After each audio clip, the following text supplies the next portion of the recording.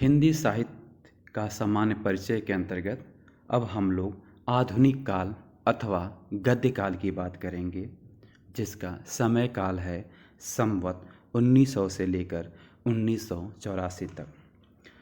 आधुनिक काल या गद्य काल का एक बहुत ही विस्तृत क्षेत्र है वो, और सबसे बड़ी खासियत आधुनिक काल की यही है कि इसमें गद्य की शुरुआत हुई हो। तो आधुनिक काल में हम गद्य का भी विकास पढ़ेंगे और साथ ही साथ पद्य का भी विकास देखेंगे। वो आधुनिक काल को अगर देखा जाए गद्य के विकास के मामले में, तो जो युग आते हैं, सबसे पहले भारतेंदु पूर्व युग, जिसको कहा गया है ईस्वी 1800 ईस्वी से लेकर 1850 ईस्वी तक। फिर भारतेंदु हरिश्चंद्र आते हैं और उन्हीं के नाम पे युग पड़ता है भारतेंदु युग का। जो दूसरा है भारतेंदु युग, उसका समय काल है 1850 ईस्वी से लेकर 1900 ईस्वी तक। तीसरा आता है द्विवेदी युग, जिसका समय है 1900 ईस्वी से लेकर 1920 ईस्वी तक। चौथा है प्रेमचंद्र युग, या इसको हम कई जगह आप रामचंद्र शुक्ल युग भी पढ़ते हैं। वो उसका समय पीरियड है 1920 से लेकर 1936 ईस्वी तक।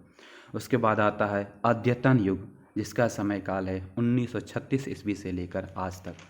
तो एक ये बहुत ही विस्तृत है। अगर सारे युगों को हम पढ़ें तो एक बहुत ही लंबा हो जाएगा, इसमें आपका विस्तृत रूप हो जाएगा, जो कि हमारे इस विषय में नहीं, इस सब्जेक्ट में नहीं है इस कि हम उसको डिटेल में पढ़ें वो। तो इसलिए केवल मैं आप लोगों को एक सारांश रूप में बता रहा हूँ कि कौन कौन से युग थे। उसी तरह से पद्य के विकास में भी कुछ युगों का नाम आता है, जिसमें सबसे पहले नवजागरण काल, या इसको हम भारतेंदु युग कहते हैं, जिसका समय पीरियड है 1850 ईस्वी से लेकर 1900 ईस्वी तक। दूसरा आता है सुधार काल या द्विवेदी युग, जिसका समय काल है 1900 ईस्वी से लेकर 1920 ईस्वी तक। तीसरा आता है छायावाद, जिसका समय काल है 1920 ईस्वी से लेकर 1936 ईस्वी तक। चौथा आता है प्रगतिवाद एवं प्रयोगवाद, जिसका समय काल है 1936 ईस्वी से लेकर 1953 ईस्वी तक, 1953। और इसके बाद से आ जाता है पांचवा नई कविता व समकालीन कविता, जिसका समय काल माना जाता है 1953 से शुरुआत हुई, जो कि अब तक चली आ रही है। तो इस तरह से अगर देखें तो आधुनिक काल में गद्य और पद्य दोनों का विकास हुआ। उससे पहले केवल पद्य का ही विकास था, चाहे हम आदिकाल को देखें, चाहे हम भक्ति काल को देखें, चाहे हम रीति काल को देखें, कहीं पर भी गद्य का कोई नामो निशान नहीं था। जो गद्य का विकास होता है वो आधुनिक काल में आता है, और उसमें महत्वपूर्ण भूमिका आता है और महत्वपूर्ण नाम आता है भारतेंदु हरिश्चंद्र का। वो तो हम सारे युगों को डिटेल में नहीं जाएंगे, हमें केवल संक्षेप में हम समझेंगे कि आधुनिक काल में मुख्य बातें क्या थी। वो उनके कुछ कवियों के नाम, उनकी रचनाओं के नाम और उनकी विशेषता की बात करेंगे। तो अगर हम आधुनिक काल की शुरुआत की बात करें तो आपको पता होगा कि जैसे ही रीतिकाल, जो कि शाहजहाँ के समय में था, यानी कि मुग़ल के समय में था, मुग़लों का अस्तित्व ख़त्म हुआ, अंग्रेज़ों ने कब्ज़ा किया वो। तो जब अंग्रेज़ यहाँ पे आए तो उनको भाषा सीखने का समस्या हुई, क्योंकि उनकी भाषा बिल्कुल अलग थी, अंग्रेज़ी भाषा थी, तो उनको वो भाषा सीखने का प्रयास करने लगे। और इस टाइम पे उस समय पे जो दिल्ली में ख़ास तौर से जो उत्तर भारत में खड़ी बोली की प्रचलन में था वो, और जो व्यवहार की भाषा बन गई, शिष्ट की भाषा बन गई वो। तो सबसे पहले फोर्ट विलियम कॉलेज कोलकाता के जो अध्यापक थे, हिंदी उर्दू के जो अध्यापक थे, जॉन गिलक्राइस्ट, इन्होंने देशी भाषा की गद्य पुस्तकें तैयार करने की व्यवस्था इनको दिया गया। वो कि जो देशी भाषा में, यानी कि जो खड़ी भाषा, खड़ी बोली जो थी, जो बाद में वर्तमान समय में हिंदी कहलाती है, वो उसमें गद्य पुस्तकें निर्माण करने पर बल दिया गया। इसी कॉलेज के दो अध्यापक का नाम बड़ी प्रमुख रूप से आता है। पहला हैं लल्लू लाल जी, जिन्होंने पुस्तक लिखा प्रेम सागर, और दूसरा हैं सदल मिश्र जी, जिनकी पुस्तक है नासिकेतोपाख्यान। खड़ी बोली में इन्होंने एक गद्य लिखा। तो गद्य की जो शुरुआत हुई, इन महापुरुषों का नाम बड़े ही सजीव ढंग से लिया जाता है, या कहा जाए कि बहुत ही महत्वपूर्ण इनका रोल है वो। तो खड़ी बोली को गद्य में एक साथ बढ़ाने वाले कुछ प्रमुख नाम आते हैं, जिसमें से 4 महोदय का नाम आता है, जिसमें से मुंशी सदा सुखलाल, सैयद इंशा अल्लाह खान, लल्लू लाल और सदल मिश्र। इन तीनों का नाम आता है आगे बढ़ाने में इसको।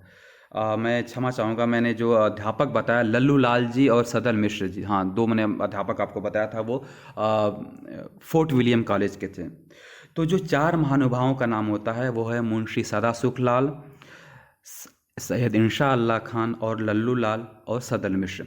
ये 4 लेखक हुए जिनका श्रेय जिनको जाता है वो खड़ी बोली को गद्य के रूप में लिखने का। वो इंशा अल्लाह खान की रानी केतकी की कहानी भी बहुत ही महत्वपूर्ण भूमिका निभाती है इस आगे बढ़ाने में। वो इसी तरह से लगभग संवत 1883 में उदंड मार्तंड नाम का एक समाचार पत्र आता है, वो जिसको हिंदी का पहला समाचार पत्र कहा जाता है, वो जिसके संपादक थे पंडित जिगोल किशोर जी।